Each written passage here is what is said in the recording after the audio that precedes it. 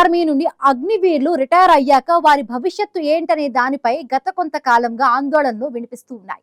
ఈ నేపథ్యంలో ఈ సమస్యకు పరిష్కారం చూపే దిశగా కేంద్రం ప్రయత్నాలను ముమ్మరం చేస్తోంది. భారత ఆర్మీ నుండి అగ్నివీరులు రిటైర్ అయ్యాక వారికి ఉద్యోగ అవకాశాలను కల్పించే దిశగా కేంద్ర ప్రభుత్వం కీలక ముందడుగు వేసింది.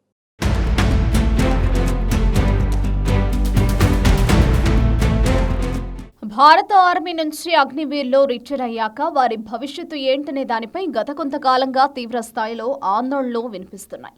ఈ నేపథ్యంలో ఈ సమస్యకు పరిష్కారం చూపే దిశగా కేంద్రం ప్రయత్నాలు ముమ్మరం చేసింది. భారత ఆర్మీ నుంచి అగ్నివీరులు రిటైర్ అయ్యాక వారికి ఉద్యోగ అవకాశాలను కల్పించే దిశగా కేంద్ర ప్రభుత్వం కీలక ముందడుగు వేసింది. ఇందుకోసం భారత ఆర్మీ రైల్వే శాఖతో జట్టు కట్టింది. రైల్వే శాఖ, ఆర్మీ కలిసి ఫ్రేమ్వర్క్ ఆఫ్ కో ఆపరేషన్ను అమల్లోకి తెచ్చాయి. ఇందులో భాగంగా రిటైర్డ్ అగ్నివీరులు, ఆర్మీ సిబ్బందికి రైల్వే శాఖలో ఉద్యోగ అవకాశాల కల్పన జరగనుంది.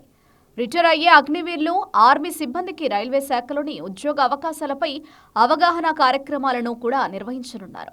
ఇందుకోసం ప్రత్యేక హెల్ప్ లైన్ వ్యవస్థను కూడా అందుబాటులోకి తీసుకురానున్నారు.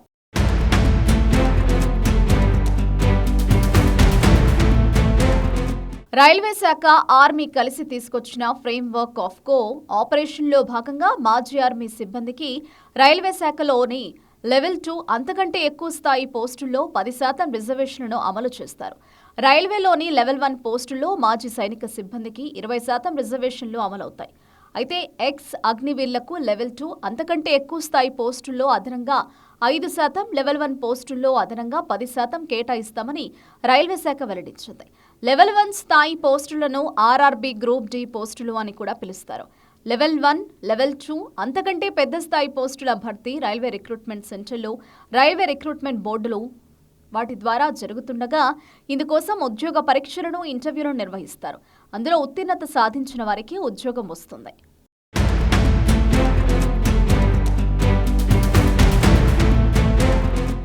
మరో విషయం ఏంటంటే రెగ్యులర్ రిక్రూట్మెంట్ ప్రాసెస్ పూర్తయ్యే వరకు వేగవంతమైన భర్తీలు చేసేందుకు గాను మాజీ ఆర్మీ సిబ్బందిని కాంట్రాక్ట్ ప్రాతిపదికన పాయింట్స్మెన్గా నియమించుకుంటారని రైల్వే శాఖ వెల్లడించింది. ఇందుకోసం సంబంధిత భారత ఆర్మీ సంస్థలతో 9 రైల్వే డివిజన్లు అవగాహన ఒప్పందాలు కుదుర్చుకున్నాయని రైల్వే శాఖ తెలిపింది. ప్రస్తుతం 5,000కు పైగా లెవెల్ 1 రైల్వే ఉద్యోగాల భర్తీ ప్రక్రియ వివిధ రైల్వే జోనల్, డివిజనల్ స్థాయిల్లో జరుగుతోందని రైల్వే శాఖ పేర్కొంది. భారత రైల్వే శాఖలో ఏర్పడే వివిధ ఖాళీలను భర్తీ చేసే అంశంపై ఇకపై భారత ఆర్మీకి చెందిన నియామక సంస్థలతో రైల్వే డివిజన్లు కలిసి పనిచేస్తాయని స్పష్టం చేసింది. 2024-2025 సంవత్సరాల్లో మొత్తం 14,788 రైల్వే పోస్టులను మాజీ సైనిక సిబ్బంది కోసం రిజర్వ్ చేశామని రైల్వే శాఖ చెప్పింది. వీటిలో 6,485 లెవెల్ 1 పోస్టులు, 8,303 లెవెల్ 2 అంతకంటే పెద్ద స్థాయి పోస్టులున్నాయని భారత రైల్వే శాఖ తెలిపింది.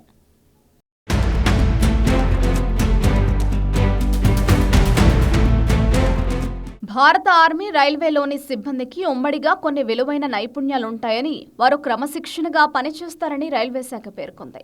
అలాగే వీరికి సాంకేతిక అవగాహన, సామర్థ్యాలు ఉంటాయని, అలాగే నాయకత్వ లక్షణాలు ఉంటాయని, దానికి తోడు దేశ నిర్మాణానికి దోహదపడాలనే వైఖరి వారిలో ఉంటుందని రైల్వే శాఖ పేర్కొంది.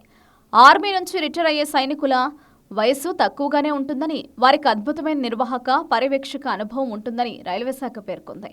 అందుకే ఆర్మీ సిబ్బంది, అగ్నివీరులు రిటైర్ అయ్యాక ఉద్యోగ అవకాశాలను కల్పించే విషయంలో కలిసి పనిచేయాలని రైల్వే శాఖ, భారత ఆర్మీ నిర్ణయించాయని రైల్వే శాఖ తెలిపింది. పరస్పరం నైపుణ్యాలను పంచుకునే అంశంపై ఇరు విభాగాలు గుజరాత్లోని వడోదరలో ఉన్న గతిశక్తి విశ్వవిద్యాలయంతో అవగాహన ఒప్పందాలను కుదుర్చుకున్నాయని వెల్లడించింది. భారత మాజీ సైనికుల సామర్థ్యాన్ని దేశ మౌలిక సదుపాయాల బలోపేతం కోసం, భద్రతా సమన్వయం కోసం వినియోగించాలని కేంద్ర సర్కారు నిర్ణయించింది. రైల్వే శాఖ నిర్మిస్తున్న ప్రత్యేక సరుకు రవాణా కారిడార్లు, ఉధంపూర్, శ్రీనగర్, బారాముల్లా రైల్ లింక్ వంటివి సైనిక మోహరింపులో, వాణిజ్యంలో దేశానికి వేగాన్ని అందిస్తాయని భారత రైల్వే శాఖ తెలిపింది.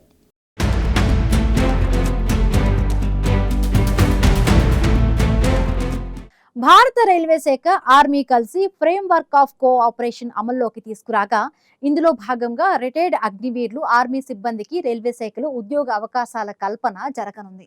ఉద్యోగ అవకాశాలపై అవగాహన కార్యక్రమాలను నిర్వహించడంతో పాటు ప్రత్యేకమైన హెల్ప్ లైన్ వ్యవస్థను కూడా అందుబాటులోకి తీసుకురానున్నారు.